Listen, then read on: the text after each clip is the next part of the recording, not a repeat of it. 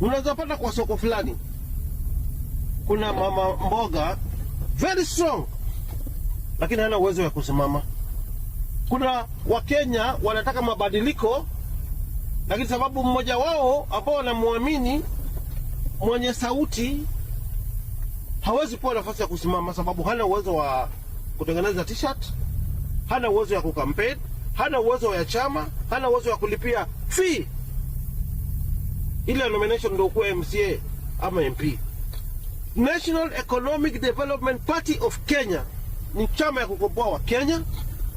Kama wewe ni kiongozi na uko na talent na huna uwezo, wewe ni Gen Z na huna uwezo, we know you are partyless, you are voiceless, but kama huna uwezo, there is no way you can have one of your own kujizimamisha. Unaelewa? Hii ndio chama ya kukomboa vijana. Wewe ni Gen Z, huna uwezo, uko na sauti, uko na kipawa, you can be a leader. Kuja, we'll sponsor you, we'll support you to become a leader. Wewe ni mama mboga kwa soko, you are very famous, but sauti yako haiwezi sikika. Your talent haitajulikana, you are a leader, kwa sababu you have no funds for campaigning. Those are the people we are targeting, whether poor, yeah, rich, yeah, but you can be a leader.